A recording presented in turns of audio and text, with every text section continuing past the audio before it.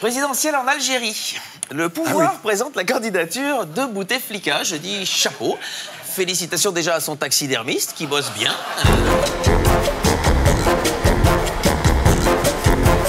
Maintenant, c'est l'heure des infos de Viso.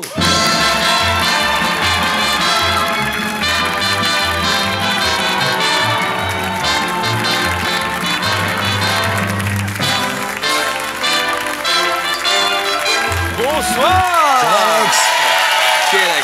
Quel accueil. Bonsoir Thierry, bonsoir à tous. Bon jingle.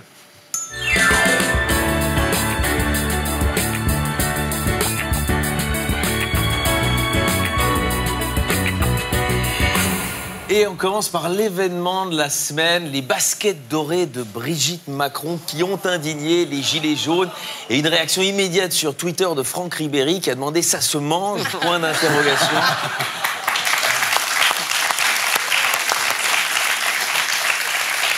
D'une Brigitte à l'autre, Brigitte Bardot a traité de lâche assassin François de Rugy, qui l'a appelé à la modération. Alors appeler Brigitte Bardot à la modération, c'est aussi improbable que d'appeler François de Rugy à l'intégrité politique. En fait, elle lui reproche d'avoir prolongé la chasse à l'oie cendrée. Ouais. Du coup, petit conseil à Brigitte Macron, ne mettez pas vos nouvelles baskets pour faire du jogging dans les bois.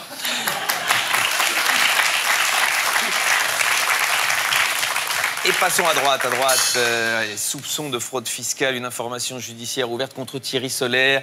Les réactions n'ont pas tardé sur les réseaux sociaux. Jérôme Cahuzac a tweeté « Il est des nôtres », voilà. Et en même temps...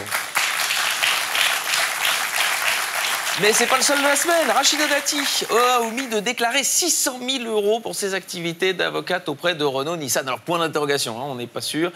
Sa décharge, Rachida Dati, voilà, on la connaît, elle est super distraite. Il lui arrive même d'oublier qui est le père de sa fille. Donc, voilà, c'est quelqu'un de... Voilà, en tout cas, c'est pas pour balancer. Mais en ce moment, le conseiller fiscal qui bosse chez Renault-Nissan, il est pas au top en ce moment. Hein, Carlos Ghosn, on t'oublie pas gros. Encore plus à droite, à Béziers, Robert Ménard échoue à imposer l'immigration dans le grand débat. Pour une fois qu'il voulait imposer l'immigration quelque part, c'est quand même pas de bol. Il s'est donc fait Béziers à son propre jeu. Environnement. Nicolas Hulot s'attaque à Monsanto. Il le dit, c'est la pire firme du monde. Il a raison. Mais il a raison. Et je vous le dis, si ce mec un jour devenait ministre de l'écologie, là, je peux dire, il chierait dans leur froc à Monsanto. Ah non, on sent le gars, voilà, quelqu'un qui aurait été un grand résistant en 46. Politique internationale. Présidentielle en Algérie. Le pouvoir présente la candidature de Bouteflika. Je dis chapeau. Félicitations déjà à son taxidermiste qui bosse bien. Voilà, faut le soutenir. Réaction de Jacques Chirac, très sympa, qui a dit « Bravo, moi aussi j'aurais adoré être président un jour dans ma vie ». Et Michael Schumacher, ah bah si lui peut être président, moi je veux bien être son ministre des Sports. Oui, les moyens. Et les cadeaux. Allez, Pays-Bas, un ancien député islamophobe annonce sa conversion à l'islam. Alors ça, c'est en fait en écrivant un livre sur l'islam que M. Van Claveren, 40 ans, dit avoir changé de conviction. Donc, on n'est pas à l'abri de croiser Éric Zemmour avec une grande barbe à 4 pattes dans la mosquée de Paris. Ouais, on n'est pas à l'abri. Économie. Ryanair réorganise pour faire des économies. Alors, le problème avec Ryanair, c'est qu'on ne voit pas très bien où il pourrait encore trouver de quoi faire des économies. Parce que, bon, si on regarde la politique financière de Ryanair sur les prochaines années, on va le voir sur le graphique, bon, voilà, déjà, pour l'instant, c'est vol surchargé, bouffe immonde, personnel incompétent. Alors, en 2020, ils nous préparent, voilà, supprimer les gilets de sécurité, les masques respiratoires. Bon, c'est une économie possible. 2021, faire payer aux voyageurs l'utilisation de la passerelle pour monter dans l'avion. Bon, 2022, grande idée, ils vont mettre en place des places au-dessus du toit de l'avion. Voilà, vraiment, ça pourrait... Hein. Et puis, peut-être 2024, chaque passager devra apporter son baril de kérosène. Et enfin, 2025, là, on va piloter l'avion nous-mêmes. Voilà, merci, Ryanair.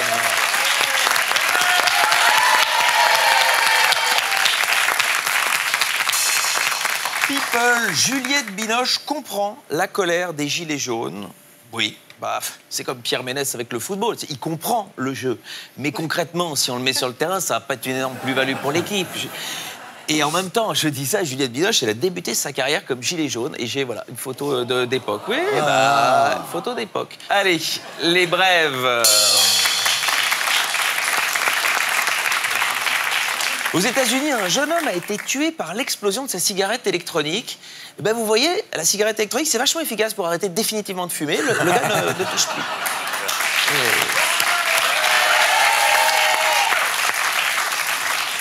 En Inde, il se fait arrêter à l'aéroport avec un bébé léopard caché dans son bagage à main. Voilà, 1 kilo. c'est mignon. 1 kilo, ouais, tu sais tout. Oui, dès que c'est les animaux, tu sais. Alors qu'à l'époque, Angelina Jolie, elle s'était fait arrêter à l'aéroport avec un bébé caché dans son sac en léopard. Donc c'est... Allez. Horrible. 1 kilo, il faisait aussi. Retour en France, à Vannes, il commande un maillot de bain et reçoit des lingots d'or. La vraie question, c'est de l'autre côté, qu'est-ce que va faire Laetitia Hallyday avec ce maillot de bain pour homme? On n'en sait rien du tout.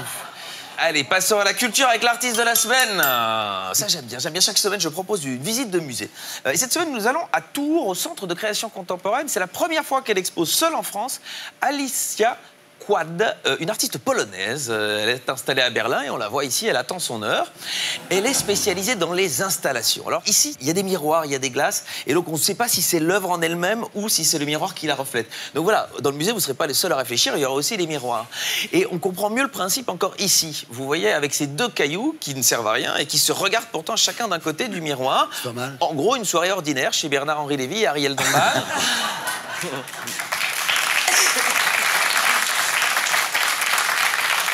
Miroir encore, voilà, mais ici on est plus sur une métaphore du travail de Raphaël Glucksmann, puisqu'il s'agit d'une grande réflexion qui se casse la gueule quand même. Alors, voici une autre œuvre dans le même esprit. Voilà, ici une palette complètement découragée à l'idée qu'il n'y ait pas d'ascenseur et qu'elle doive donc prendre les escaliers à côté. Et encore une autre, voilà, incroyable, ça c'est le vélo de Coluche.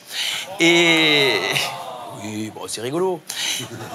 Ça l'aurait fait rire. Ouais, je pense, j'espère. Et alors ici, ça c'est amusant. Ça, c'est une horloge tournée d'un quart de tour. C'est pas mal. Voilà ce qu'on appelle aussi l'horloge antillaise, ce qui explique les 3 heures de retard quand ils viennent à des rendez-vous.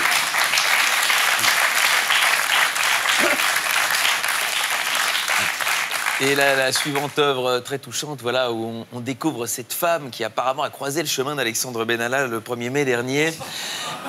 Alicia Quad, c'est aussi des questions existentielles comme celle-ci. La crémation du géant vert, était-ce vraiment une bonne idée? Ou encore ici, des lampes halal-ogènes, hein, puisqu'on peut les voir en train de faire la prière.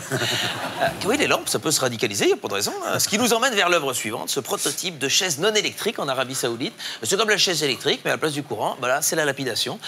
On dira ce qu'on voudra, mais ça assure un excellent bilan carbone aux nombreuses exécutions. Et terminons, comme on a commencé, avec Brigitte Macron, qui vient de s'offrir une ravissante cabane de jardin signée Alicia Quad. Donc allez au CC de Tours jusqu'au 1er septembre, parce que là, c'est comme la politique. Ce n'est pas parce qu'on n'y comprend rien qu'on peut pas en parler. Et voilà, c'était Alex Vizorek. Et pour être sûr de ne rien rater de Inarditube, abonnez-vous et mettez un pouce bleu.